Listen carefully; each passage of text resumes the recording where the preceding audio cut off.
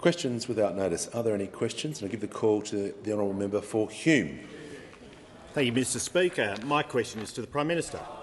Will the Prime Minister rule out breaking his election promise to deliver the Stage 3 tax cuts in full? Give the call to the Prime Minister. We haven't changed our position on the Stage 3 tax cuts at all. Give the call to the honourable member for order. Give the call to the honourable member for Newcastle. Thank you. My question's to the Minister for Employment and Workplace Relations. How is the Albanese Labor government closing the loopholes that undercut workers' pay, and what opposition has the government had to overcome to close the loopholes? Call to the Minister for Employment, Industrial Relations and Minister for the Arts. Thanks very much, Mr Speaker. And I want to thank the member for Newcastle both for the question and for her commitment to working people. Because the member for Newcastle has done something today that those opposite couldn't bring themselves to, and that's the member for Newcastle decided to vote for the Closing Loopholes Bill. And this now means we now have 27 times when those opposite have voted to keep wages low. They had 9 years where low wage growth was a deliberate design feature of their management of the economy, and then as the legislation has come through both on secure jobs, better pay and on closing the loopholes, at every possible opportunity where they had an opportunity to delay getting wages moving, to oppose an amendment that would improve wages, at every opportunity they voted no to getting wages moving and effectively continuing their position that they need to keep wages low. So determined to vote no that when the member for Wentworth moved an amendment simply saying this bill should be reviewed in 2 years' time, they voted no to that as well. Every opportunity they have where they can look at anything that in any way could keep wages low, that's the side that they'll be on. Well, I'm pleased that the Closing Loopholes Bill has now passed the House of Representatives. I'm pleased that that means the legislation has now passed this place that gives a fair deal for casual workers, that gives minimum standards for gig workers who have no minimum standards at all. There were no amendments from those opposite, no attempt to say, oh, maybe you should do the minimum standards differently. Their position remained, if you're a gig worker, your minimum standard should be zero. No minimum rates at all. And once again, just as they did last term, when the opportunity was there to say, should it be a crime for an employer to steal your wages, they voted no. Voted no to making wage theft a crime. Not the first time they did this. They did it to their own legislation last term as well.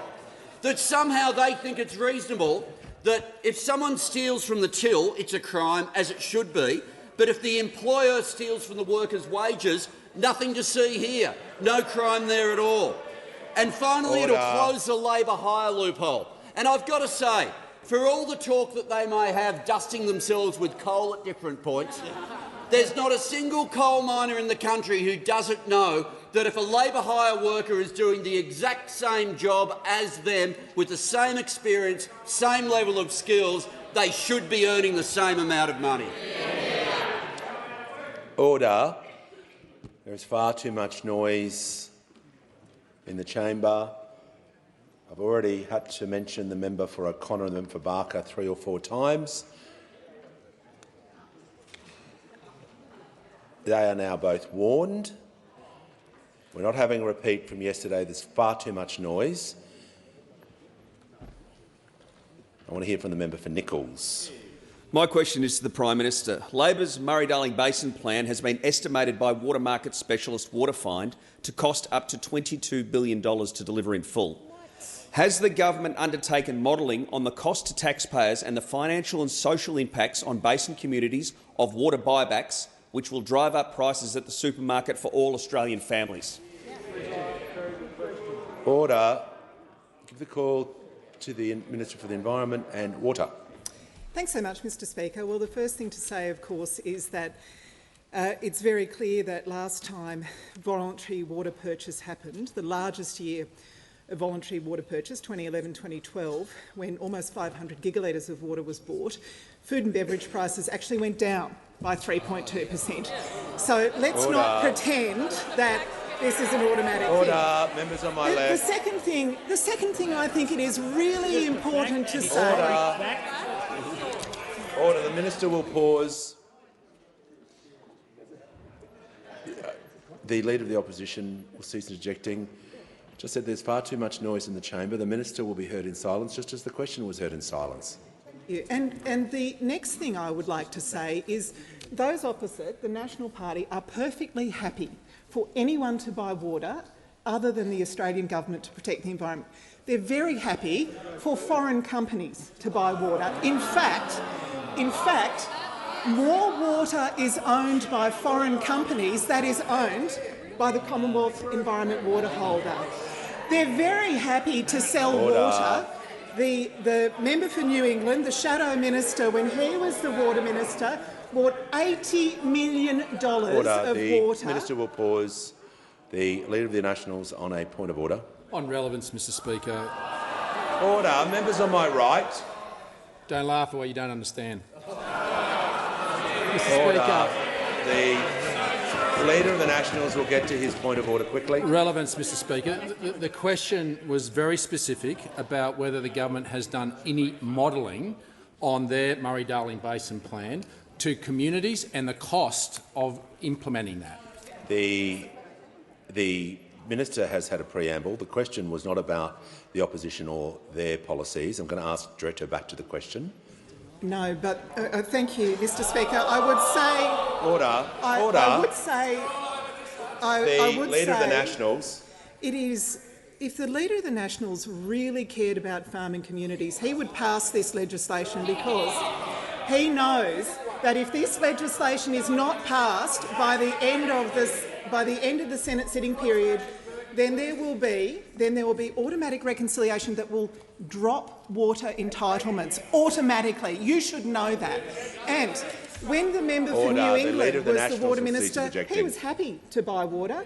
He bought $80 million worth of water from a company set up in the Cayman Islands by the Shadow Treasurer. So they don't mind. They don't mind water buybacks if it's a foreign company. If it's a foreign company. If it's the Shadow. The minister will pause.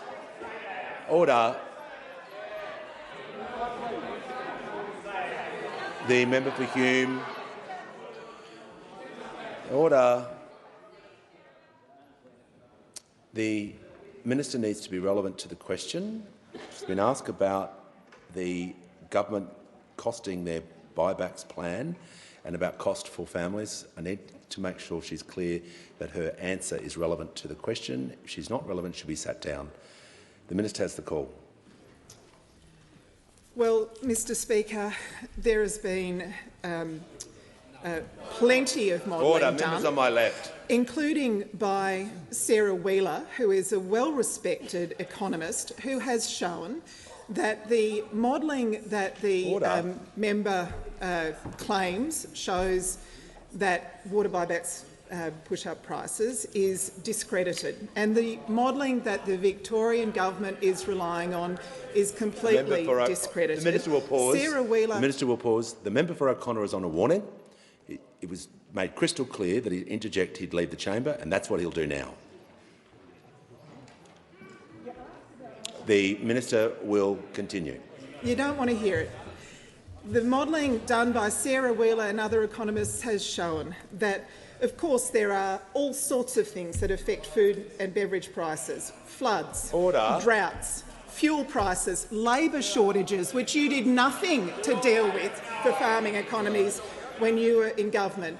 Other thing that affects food prices are trade embargoes, like the ones that this government has successfully dealt with. Yeah. So instead of pretending to help farmers, why don't you vote for the bill and actually... The Deputy Leader of the Opposition will cease interjecting immediately, so I can hear from the member for Jagga Jagga. Thank you, Speaker. My question is to the Treasurer. What does the most recent inflation data tell us, and what steps is the government taking to alleviate cost of living pressures? What approaches has the government rejected? Great call to the Treasurer. Thank you, Mr Speaker, and thank you to the terrific member for Jagga for her question about today's inflation figures. Today's inflation figures showed that annual inflation moderated from 5.6% in September to 4.9% last month. Now, this was a substantial moderation, and it was a much better outcome than the market expected. This means that monthly inflation is much lower than the 6.1% we inherited at the time of the election last year. Let me be really clear about that, Mr Speaker. On today's measure, inflation was higher under those opposite than it is in the numbers that we have received today. Now, Mr Speaker, we know and we acknowledge that inflation is still too high and will be with us for longer than we'd like, and these monthly numbers do jump around a bit, which makes the quarterly numbers more reliable. But the substantial moderation that we see in today's numbers is still very welcome and very encouraging news. We're making progress, but we know that people are still doing it tough. And that's why we're rolling out tens of billions of dollars of cost of living help, and why we are pleased to see very clearly in recent data that our cost of living package is taking some of the edge off inflation. Let me give you one example, Mr Speaker. Without our plan, electricity prices would have gone up 18.8% between June and October, not 8.4%. And the ABS made it clear in their recent data that without our plan, inflation would have been half a percentage point higher than it was. Now, Mr Speaker, this is the cost of living help that those opposite voted against. If they had prevailed in this House, inflation would be higher and wages would be lower, and people would be in an even bigger financial hole than they find themselves today, Mr Speaker. And we need to remember that when they come in here and cry their crocodile tears about cost of living. They voted for electricity and rent and other key things to be more expensive, not less expensive. When they voted in this House, Mr Speaker, they are long on nasty negativity. They are short of solutions or credibility. Now, Mr Speaker, we are working for Australia and we are making progress in the fight against inflation. Our cost of living plan is taking some of the edge off these pressures. We're getting the budget in much better nick in ways that's drawn the support of the IMF, Fitch ratings agencies and the RBA Governor when she was asked. We are investing in housing and energy and skills, Mr Speaker, and we are cleaning up the mess that those opposite left behind. And we see in today's new inflation figures some welcome and encouraging progress on that front. Before I call the member for Mackellar, I just want to do some acknowledgements and welcome to our parliament. I'm pleased to inform the House that present in the gallery today is a delegation from Queensland, led by the Deputy Premier of Queensland, the Honourable Stephen Miles MP, including the Mayor of Toowoomba and the Mayor of Isaac Regional Council.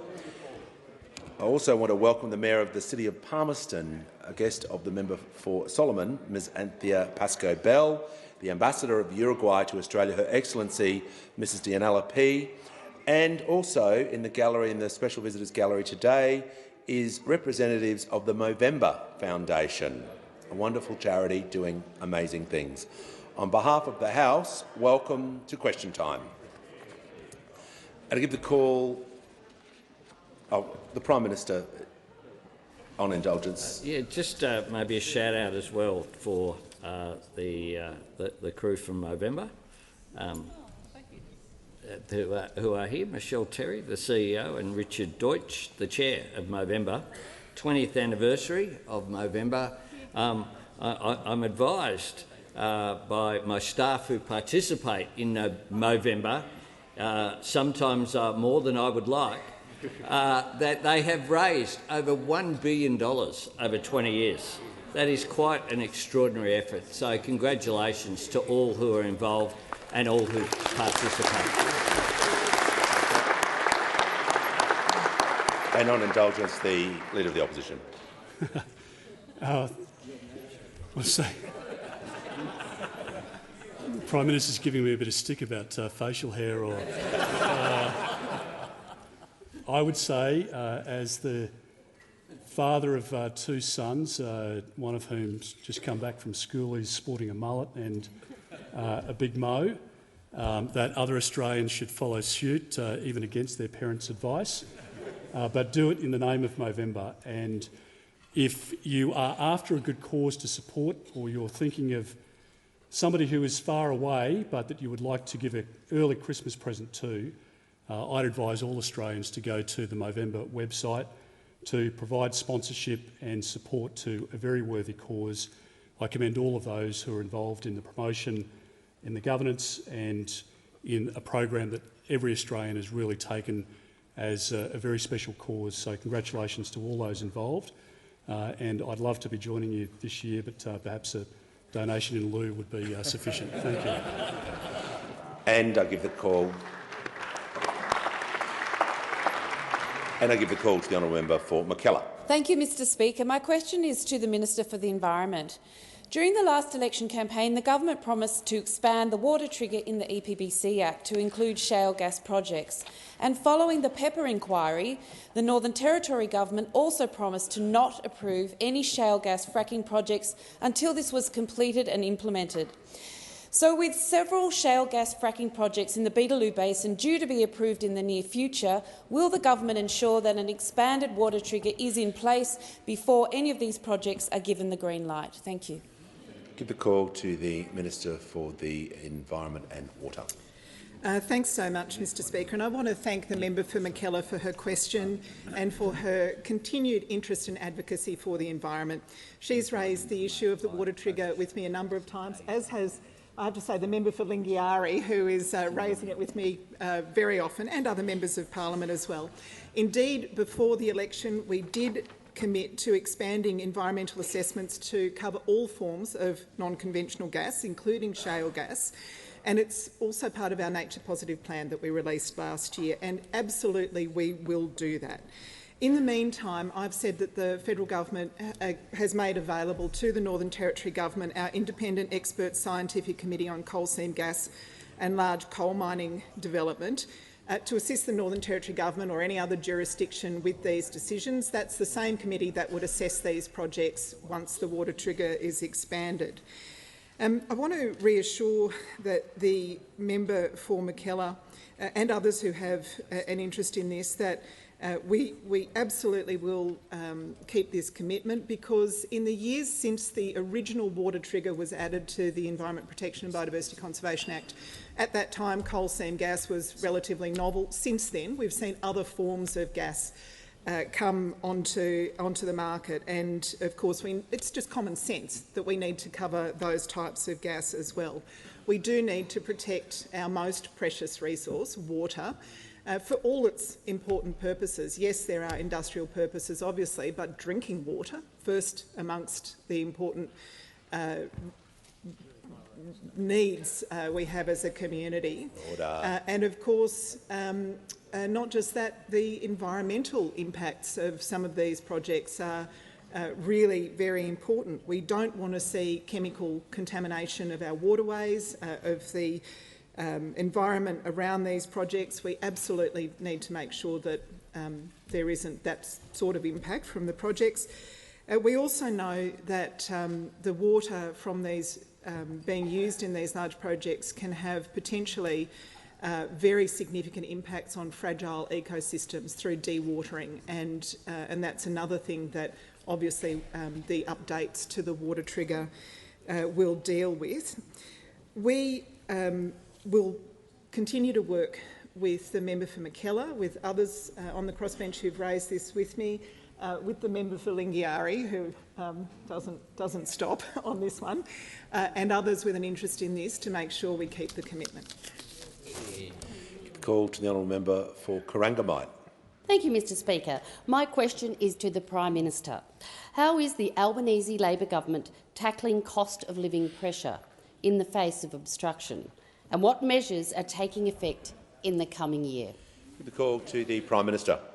I thank the member for Corangamite for her question. And today, of course, there have been two issues that go straight to cost of living. One is the latest inflation figures showing a moderation from 5.6 down to 4.9. That's a good thing. Order. It's heading in the right direction. The measures that we've put in place are having an impact. It's not moving as quickly as we would like, but it does make a difference. And secondly, of course, is the passing of the industrial relations legislation by this House, which is aimed at lifting up wages, just like the measures that we put in place to give a 15% increase for aged care workers, just like the increase in the minimum wage has made a difference. The manager of opposition business interjects about wage price spiral. Well, there's no indication from the Reserve Bank that that is happening. Indeed, the idea that he reinforces their opposition to any wage increase. The same people who said that a $1 an hour increase in the minimum wage would wreck the economy are people who continue to argue that, and that's why they voted against the legislation there today. We are making a difference of getting costs down for families with cheaper medicines, cheaper childcare, energy bill relief. We're getting wages up for workers, and we're getting the budget onto a stronger foundation. And more help is on the way from measures that were passed that will take effect next year. From the 1st of January, we're increasing the amount that people on the age pension can work. All new age pensioners will commence with a $4,000 work bonus credit, allowing them to work more without affecting their pension. All 58 of our urgent care clinics will be open by the end of the year, meaning families can get the care they need. They don't need their credit card, just a Medicare card. The National Skills Agreement will take effect, making an enormous difference, meaning that from next year an additional 300,000 fee-free TAFE places will be coming online, making a difference for families and for people undertaking those apprenticeships, but also helping with skills shortages right across the economy. Of course, those opposite continue to interject, continue to vote against everything, continue to be totally against every measure that is done. Will cease interjecting. They're here to get angry. I'm here to get things done. And that's precisely what my government is doing. Members on my left, when the House comes to order, we'll hear from the Deputy Leader of the Opposition. My question is to the Minister for Home Affairs. The minister failed to prepare for an expected High Court loss and then falsely claimed she was advised she would win. She claimed urgent laws weren't necessary until we wrote them for her. She claimed the Coalition's preventative detention proposal was utterly impossible, but now says Parliament won't rise without legislating it. She can't explain how one of the criminals she released has disappeared. Minister, why is your job safe when the Australian public is not? Order. Members on my right will cease interjecting before the Minister speaks. The Minister for Home Affairs and Cybersecurity has the call.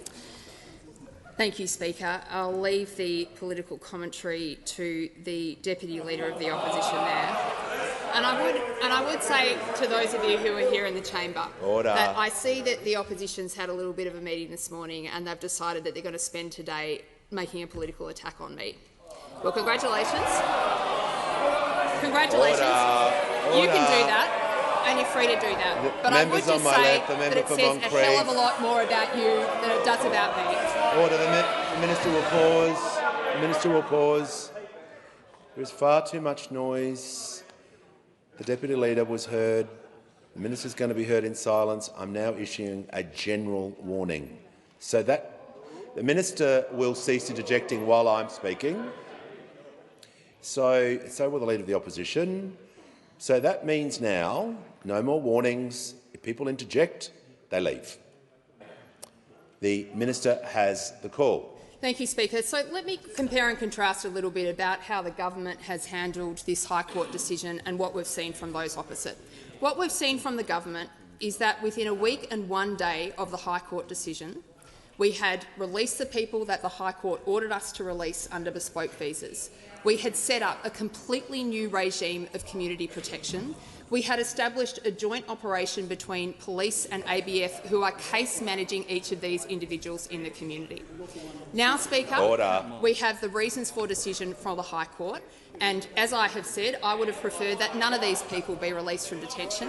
I support preventative detention, and that is why I will be bringing a proposal back to the parliament. Now, we will be able to move through this quite quickly, Speaker, if we get the support and the cooperation of the opposition. But what have we seen since this decision was made? We have seen 3 weeks of the most shameless politics I have virtually ever seen played in this parliament. And that included, Speaker, included the opposition's unbelievable action earlier this week, where we brought a proposal to this parliament, the Minister for Immigration brought a proposal to this parliament to strengthen the laws that we passed to criminalise paedophiles loitering near schools. A pretty uncontroversial proposal. But what did they do? They came in and they voted against it. And there was only one reason for that, because they put politics above the safety of the Australian community. But that's not all, Speaker. That's not all, Speaker. We heard some very disturbing news earlier this week where the Minister for Immigration revealed to us that a hand-picked member of the opposition leader's front bench has used his position as a senator to advocate— The Minister will pause. Member for Casey has been interjecting throughout question time. He'll now leave under 94A.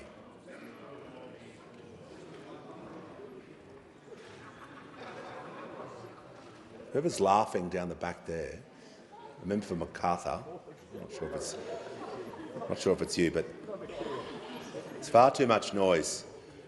Order. The Leader of the Opposition will cease interjecting. The Minister in continuation.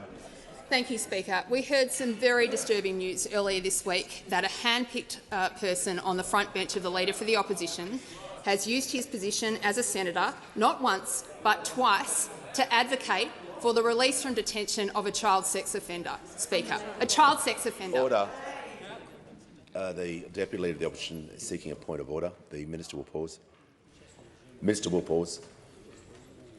Mr Speaker, the point of order is on relevance. How can those remarks possibly be relevant? And you, Mr Speaker, have ruled that constantly reflecting on the opposition is not an answer to a question from us to a minister.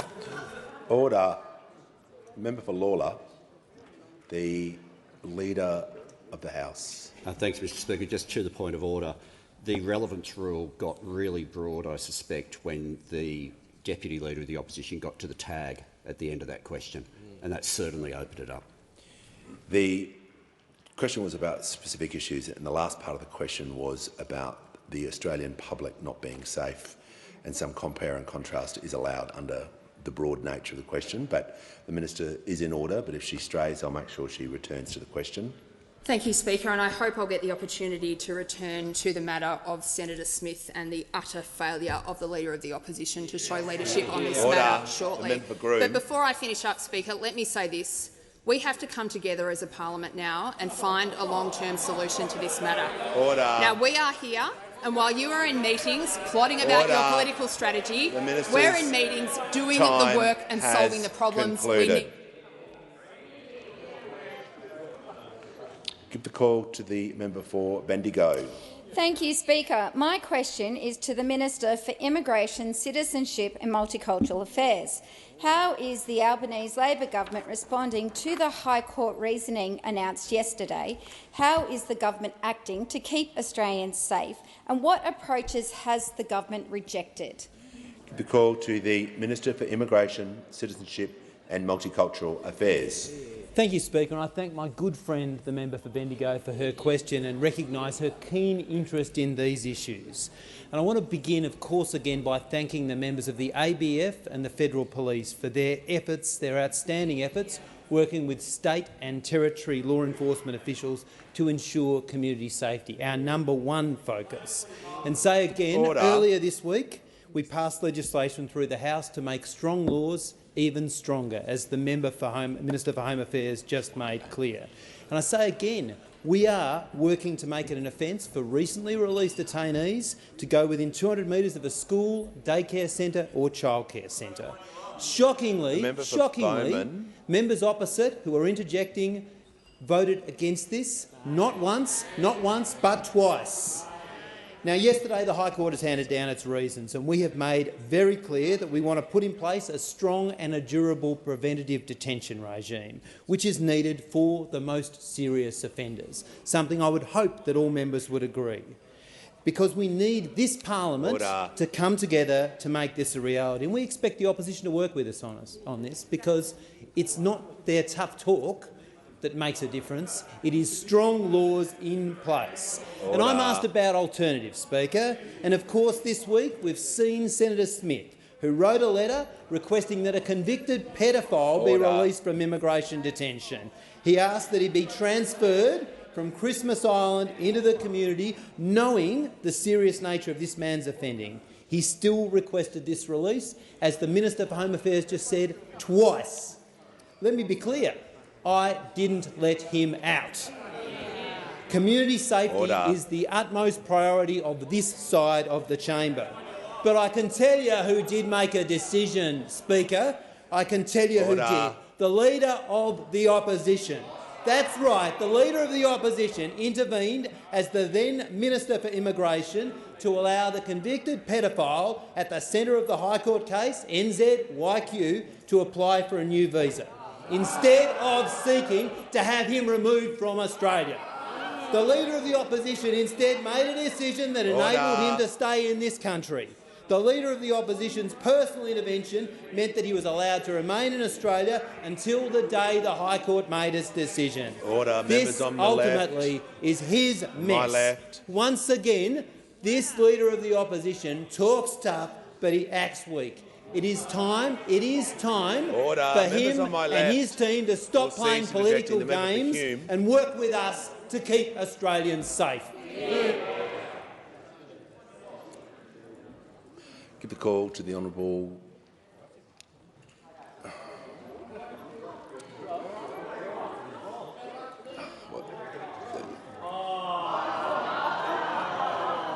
Order.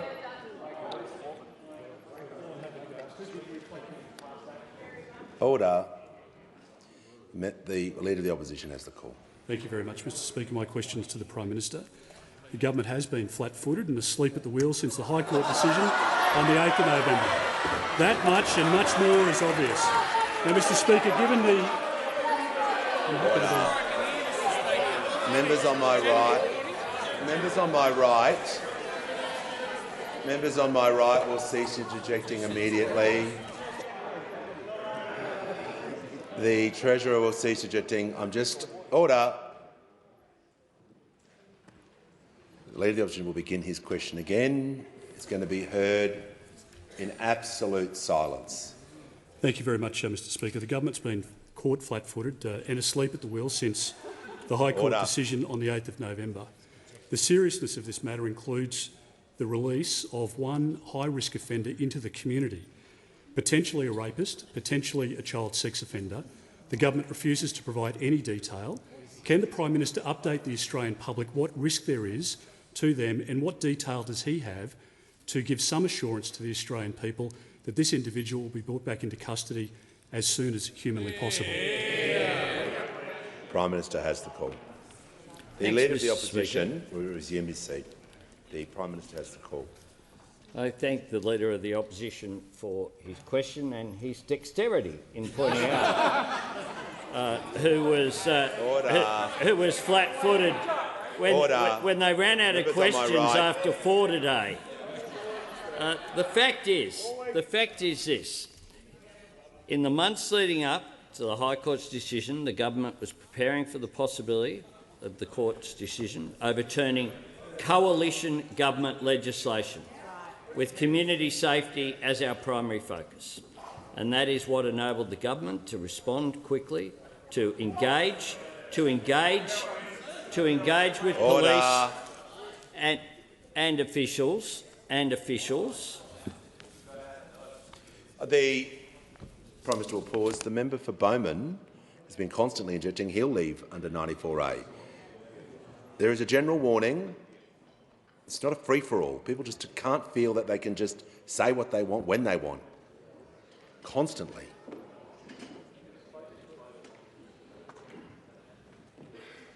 The Prime Minister in continuation. That is what enabled senior ABF officials to brief local, state and territory police counterparts on the possible implications of the case to establish Operation Aegis in November. We then, of course, did have to comply with the High Court decision, overturning coalition government legislation. But we applied strict visa conditions and monitoring requirements to the cohort, including daily reporting requirements. The Prime Minister is answering directly the question with detail, so I'll give, out of courtesy, I'll give the Leader of the Opposition the call, but he's going to state the point of order and not give commentary during his statement. Well, Mr Speaker, it's on relevance, and you've made a point in relation to relevance. I'm happy to address that issue that you've raised. I asked the question, quite a serious question of the Prime Minister, about an individual who is at large in the Australian community at the moment.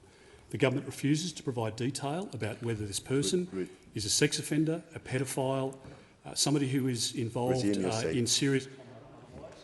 And the Prime Minister owes the Australian people... Prime Minister was talking directly about the High Court decision on... Order! Order! Order! Under the standing orders, the Prime Minister must be relevant to the question. Order. The member for Gellibrand. Prime Minister in continuation. As the Minister for Immigration just pointed out, the High Court required the release of individuals with similar circumstances to NZYQ who took the case. If NZYQ had have been deported, instead of being granted permission to apply for a visa by the person who was the Minister at the time, the Leader of the Opposition, none of this would have occurred. None of this would have occurred. None of this would have occurred because he wouldn't have been able to take the legal action. He asks about people. I just quote from 26th of April 2018. Detainees at immigration detention centres on Australian shores have successfully escaped more than 80 times on the former government's watch. More than 80 times between 2013 and 2018. Now, lest you don't think that's 80 people, Order. It's more than that. It's more than that because the total number of detainees who escaped detention during the period would be higher because some reported incidents have involved more than one person. Order. 12th of November 2014, an underworld figure capable of extreme violence is on the run after escaping from a Victorian detention centre he was being held in as he awaited deportation from the country. Minister for Immigration and Border Protection Scott Morrison confirmed the breakout. I can confirm. 2 adult male detainees absconded from the Maribyrnong Immigration Detention Centre earlier today without side. Order. When the House comes to order, I'll hear from the member for McEwen. Thank you. My question is to the Minister for Home Affairs. What is the Albanese Labor government doing to keep the community safe in the wake of the High Court decision on indefinite detention? What other approaches to community safety have been raised? Give the call to the Minister for Home Affairs and the Minister for Cybersecurity. Thank you so much, and I thank the member for their question. Speaker, one thing has guided our government through the last few weeks as we've worked through this issue, and that is the safety of the Australian community. That's why we have moved as quickly as we have to implement the measures that have been executed on so far, and that is why we are moving quickly to implement a preventative detention regime within the parameters laid down by the High Court 24 hours ago. And I'd say the Prime Minister has made this absolutely clear to the parliament. We will not rise as a parliament until we have a preventative detention regime in place. And I call on those opposite to come out and support the work that Labor is doing to put this in place. Speaker, you would think that the government's approach to this matter would be bipartisan because we have been driven by community safety. But we have seen and heard some extraordinary things from the opposition this week. We saw on Monday, the opposition, led by the Leader of the Opposition, come into the parliament and vote to protect pedophiles over children. That's what they did. Voted to protect pedophiles over children. There was nothing objectionable in that bill, and yet Labor's attempt to criminalise pedophiles loitering near schools was voted against by the Leader of the Opposition. And we have also heard, Speaker, that Senator Smith, a hand-picked member of the opposition leader's front bench, chose to use his power, his precious power, as an Australian senator to advocate for a child sex offender. He didn't do it once, he did it twice.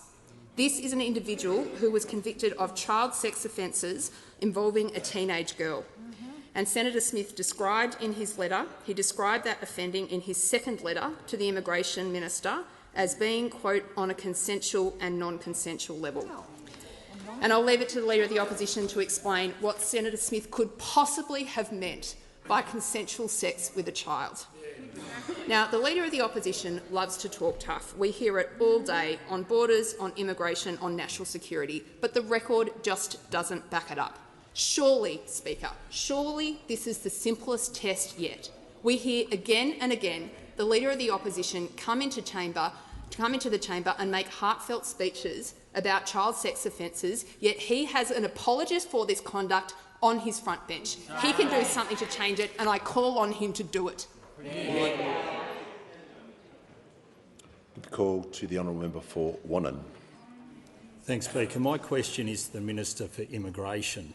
Al Jazeera has reported that Cyril Azhar Umar, who was sentenced in Malaysia for the murder of a pregnant woman that involved shooting her and then blowing up her body with explosives, was released from immigration detention into the Australian community not wearing a tracking device or subject to a curfew.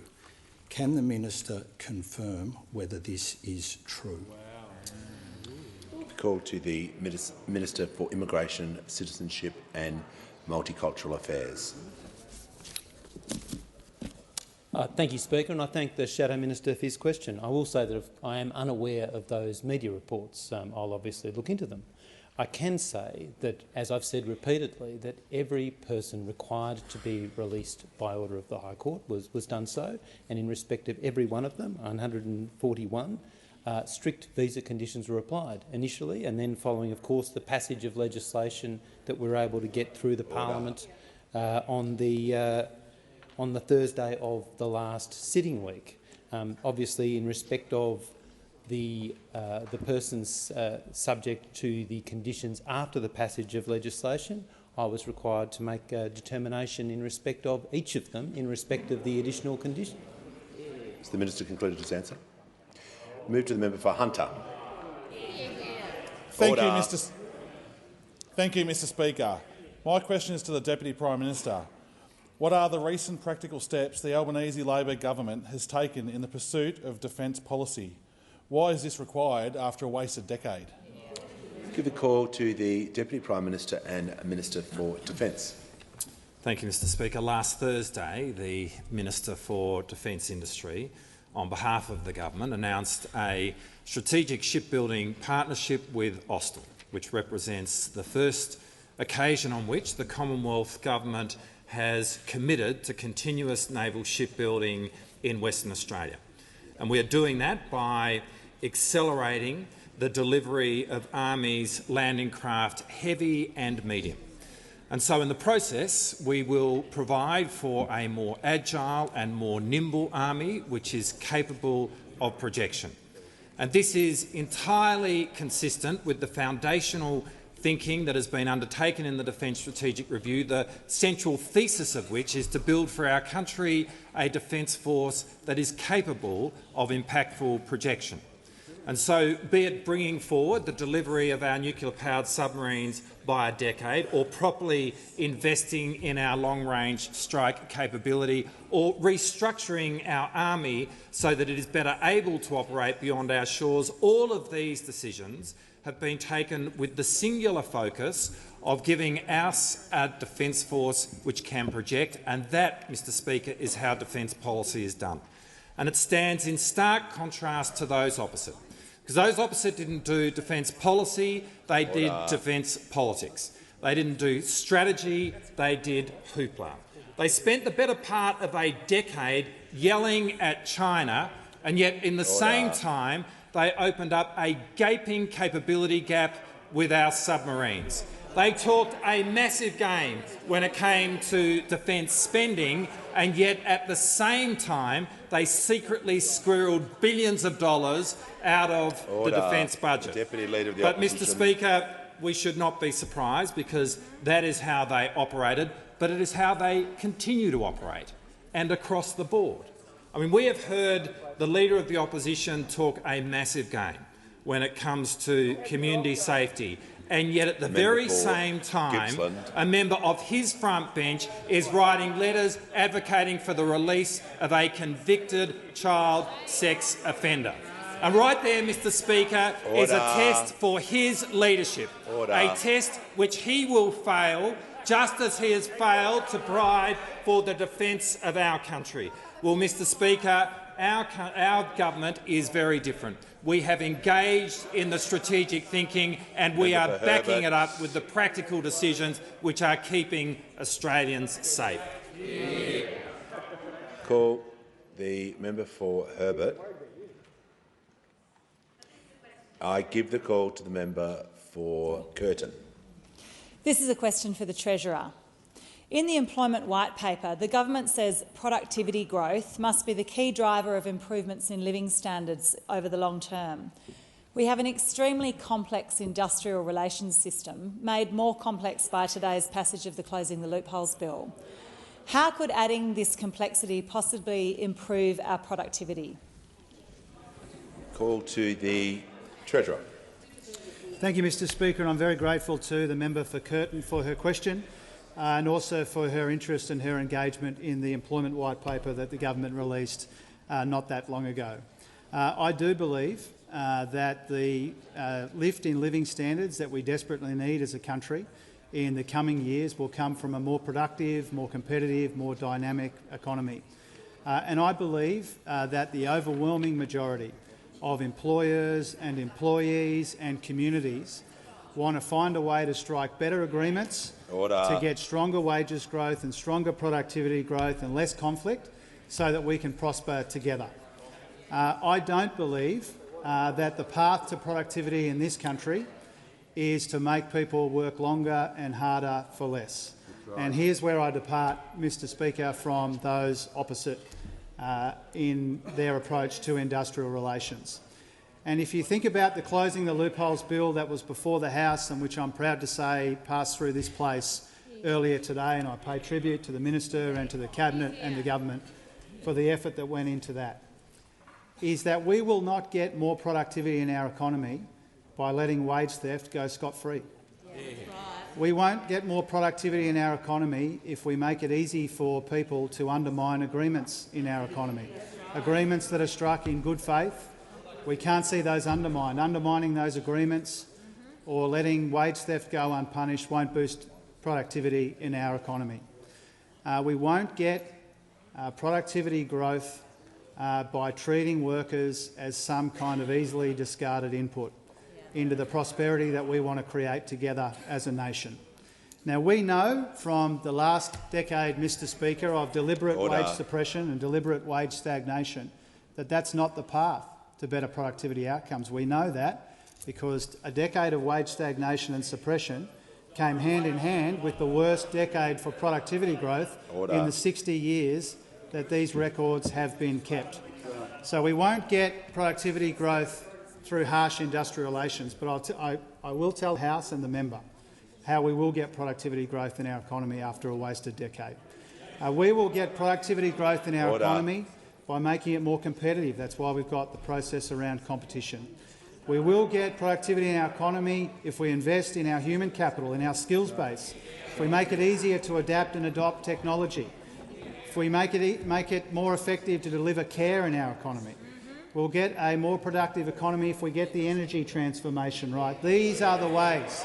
These are the ways that a forward-looking, modern economy delivers productivity growth, which has been absent for too long because our vision has been unnecessarily narrowed by those opposite to industrial relations. Has concluded.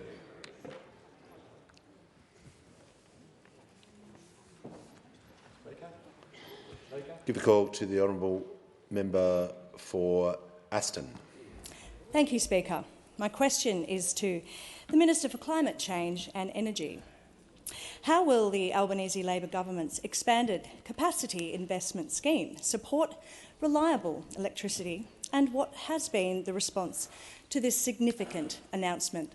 Give a call to the Minister for Climate Change and Energy. Well, thanks very much, Mr Speaker, and I thank the honourable member for her question, and what a difference she's made to the House since her arrival in April, Mr Speaker, her very positive arrival. Now, Mr Speaker, the honourable member asked me about the expanded capacity investment scheme, and it will support much more reliable energy right throughout our country. And in fact, the 32 gigawatts of generation it will support will be enough for 10.5 million households, Mr Speaker. And it's important that we replace energy that is leaving the grid before it leaves. We had almost 27 gigawatts of announced generation leaving the grid under the previous government and no plan to replace it for 9 years. And of course, the honourable member asked me how the announcement has been received. And perhaps most importantly, the state and federal energy ministers met last week and issued a communique. And that communique is, of course, unanimous. And the state and territory energy ministers, which represents Labor ministers, a Greens minister and a Liberal minister, agreed and issued the statement which said energy ministers welcomed the Commonwealth's significant expansion in the capacity investment scheme. And they went on to say the Commonwealth's leadership follows an extended period where state and territory governments have led the energy transition through their significant investments and policy reforms. I'm not quite sure what they were referring to there, Mr Speaker, over the last decade, but it's true to say that states were leading through a very difficult period for energy policy. And of course, the Rockcliffe government in Tasmania also issued their own statement and said the Rockcliffe Liberal government welcomes today's announcement that the federal government is taking positive action to support bringing more renewable energy projects online. And there's the Rockcliffe government backing the Albanese government on this very important initiative, as have every single state and territory government. And of course, energy users, the big winners out of better and more reliable energy, they've had plenty to say. Energy Users Association of Australia said, "We welcome the announcement from the Commonwealth as it should provide a level of certainty for investors and consumers in these highly volatile times." And of course, Mr Speaker, Energy Consumers Australia said, "We welcome this morning's announcement, which is both an important step in providing reliable energy to consumers and a continued firm commitment by the federal government." So there's a very positive response across the board. Of course, there is one exception, the member for Fairfax. He's been disappointed. He said in December he was worried that, and I quote, "Labor kills the capacity mechanism," he said. He said in December Labor had killed the capacity mechanism. Today he's worried it's too alive. It was dead in December, now it's too alive, according to the member for Fairfax. I understand his sensitivity. The last 9 years was one long incapacity mechanism from those opposite, Mr Speaker. We are dealing with those 9 years of delay and denial, and we will create reliable and cheaper energy for Australians. Before I call the member for Wannon, he'll get the call. The member for Fairfax had a good go during that answer, and he'll leave the chamber under 94.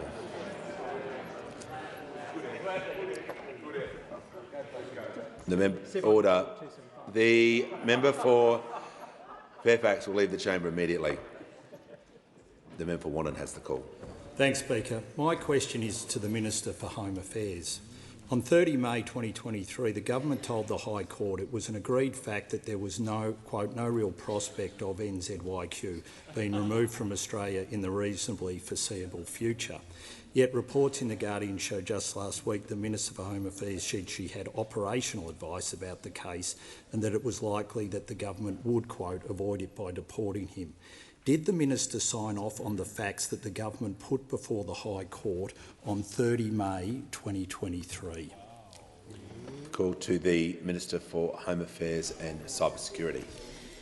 Thank you, Speaker. Let me share a few facts that we have learned about this case with the House.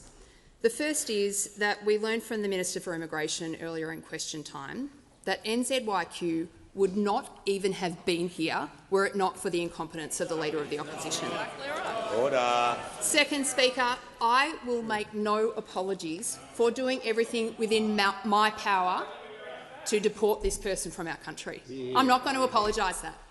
In fact, Speaker, I would say again to the parliament that if I had any legal power— Order. The minister is 30 seconds into her answer. The member for Wannon will only have one chance to raise a point of order on relevance. I'm not sure if he wants to do that right away. Okay. I would. Give him the call. I was just calling for a statement of fact. Did the minister Resume your seat. Resume your seat. Order. Order. Resume your seat. The member for Wannon, I gave you a hint that it had to be on relevance, and you got up and you said what you wanted to say. So that's an abuse of standing orders, and you continually do that, and you'll leave the chamber under 94A.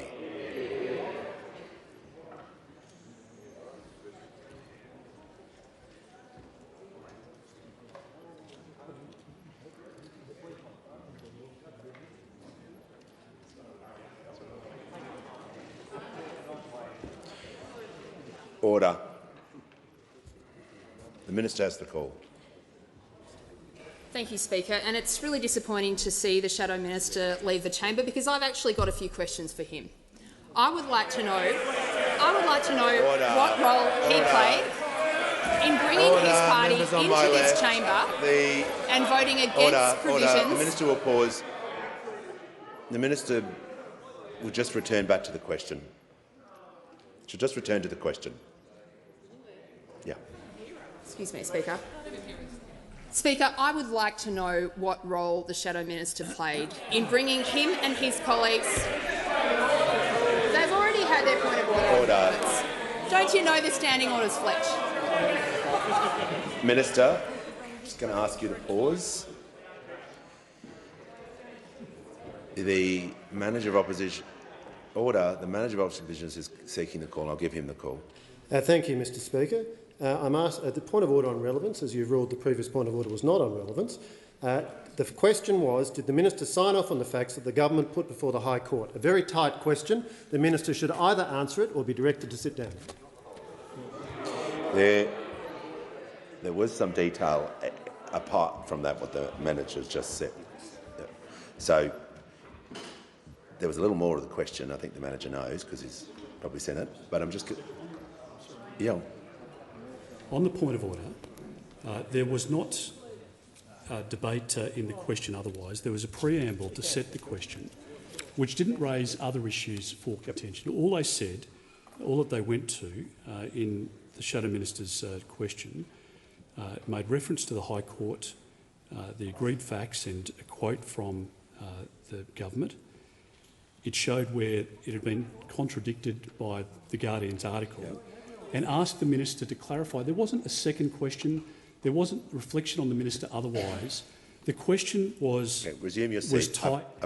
I know what the question is. I'm trying to deal with points of order and give the Leader of the House the call as well. Thanks, Mr Speaker.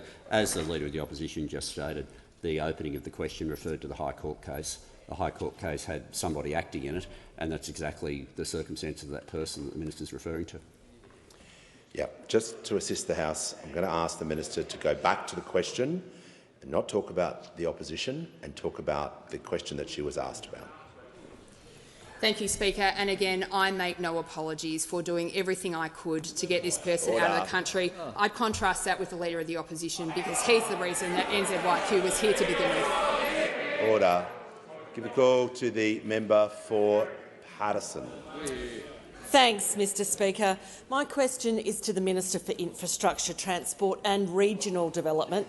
What's the Albanese Labor government doing to ensure that our local and regional roads are safe and adequately funded after a decade of neglect? Give a call to the Minister for Infrastructure.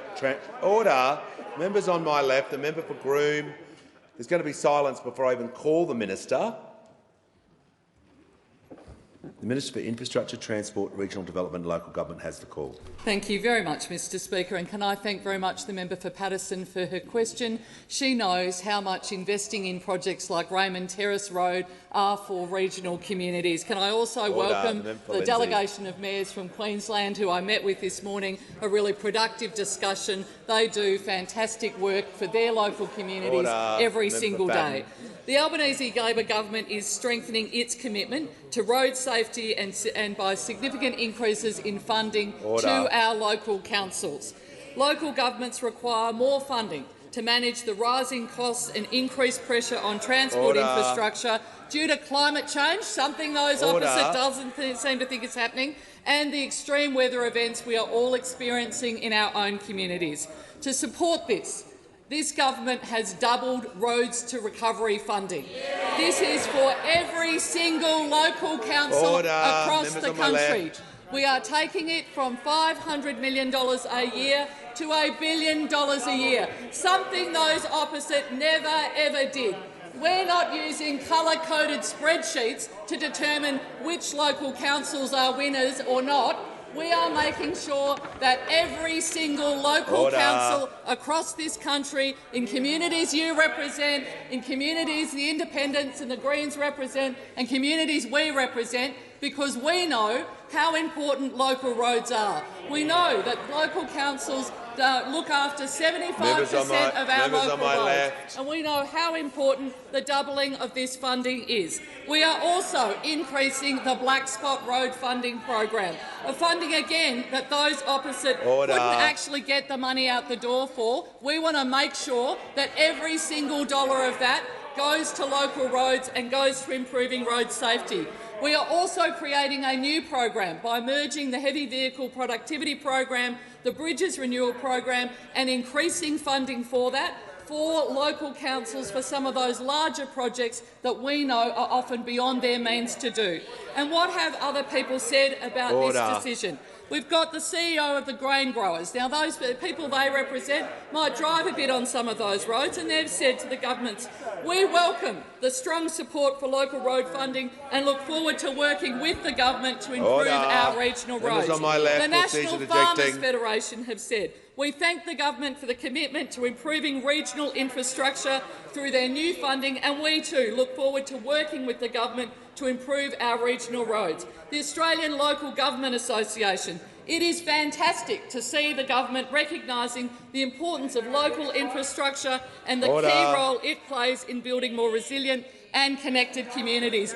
Only this government is committed to increasing money for local government and the roads that we all drive on every single day. The minister's time has concluded. The member for Wright. When the House comes to order, I'll hear from the member for Fowler. Thank you, Speaker. The question is to the Prime Minister. By 2030, 10 million passengers will travel through Western Sydney Airport. Western Sydney residents deserve metros and roads like other areas. We travel long distances for work. The East-West Metro has been cancelled, and now your government has cut $160 million from the M12-M7 connection, yet still funds the Epping Bridge expansion with $220 million. Why is Western Sydney treated as second class and not prioritised given our disadvantages? Order.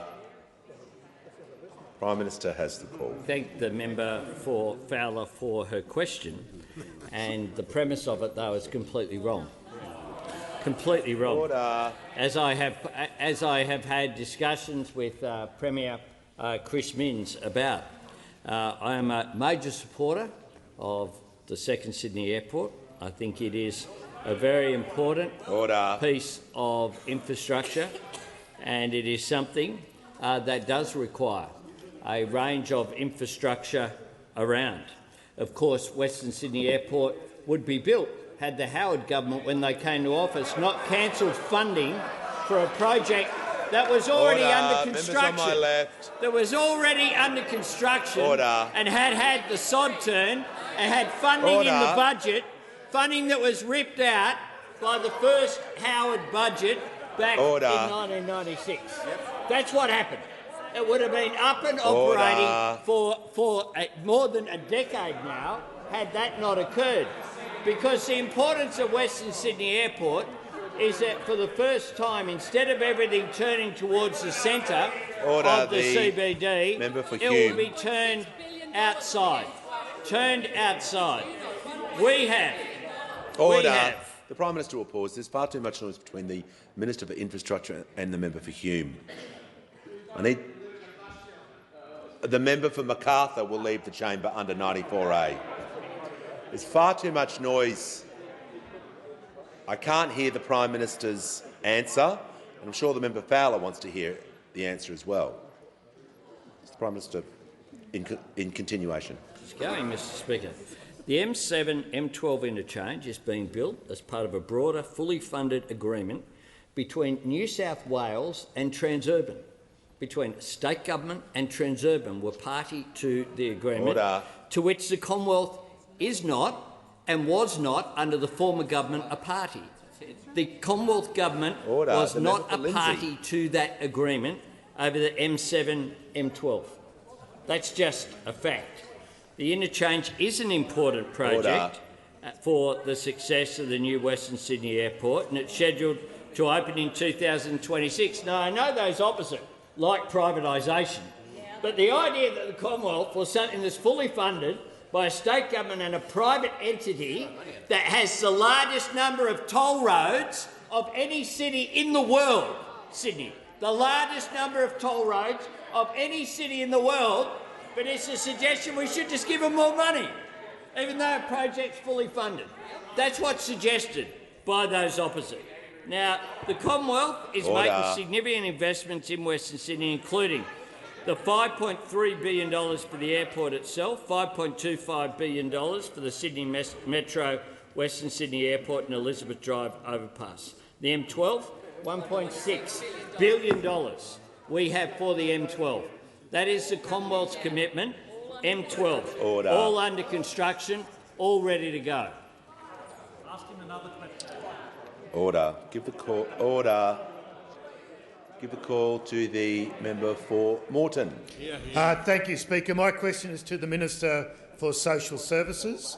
How is the Albanese Labor government providing national leadership to bring about change and help end violence against women within a generation?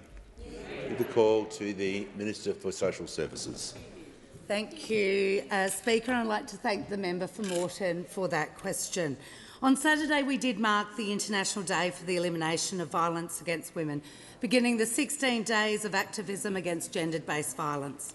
The 16 days of activism provides us all an opportunity to elevate the impacts of gender-based violence and focus on what we can do collectively to end this scourge. One life lost to family and domestic and sexual violence is one too many. But I would like to acknowledge that it's been particularly a tragic few weeks in Australia, with a number of deaths of women allegedly killed at the hands of their intimate partner being too high. Australians are rightly shocked by these deaths. This violence has to end, and it is why our government is committed to action and investment to address this violence. Since coming to government last year, addressing family, domestic and sexual violence has been a top priority. During our first 18 months of government, we have delivered the National Plan to End Violence Against Women and Children and secured state and territory agreement in this plan. We've launched our first action plan and a dedicated Aboriginal and Torres Strait Islander plan. We've taken immediate and practical steps in all 4 domains of prevention, early intervention, response and healing and recovery, with our record investment of $2.3 billion in women's safety initiatives. We've reduced the time it takes victim survivors to access financial and casework through the Escaping Domestic Violence Payment. This is providing critical support when women leave a violent relationship. And this is complemented by a legislated 10 days of paid family and domestic violence leave for all employees. We've delivered funding certainty for states and territories to deliver frontline services. This funding was due to cease on the 30th of June this year. And we're building new safe places for women and children experiencing family domestic violence so they have a safe place to go. We are holding perpetrators to account for their behaviour through identifying risks posed by perpetrators and supporting earlier intervention. And for those perpetrators wanting to change their behaviour, we are delivering confidential telephone counselling and support. Of course, most importantly, we are listening to and learning from the experiences of people who who have experienced family, domestic and sexual violence. And that's why the appointment of our inaugural Domestic, Family and Sexual Violence Commissioner, Michaela Cronin, has been so important to ensure that the voices of victim survivors are elevated and central to policy making. By working together across this whole parliament, we can make a difference and end violence against women and children in one generation. Call to the Prime Minister. Thanks, Mr Speaker. I ask for the questions to be placed on the notice paper.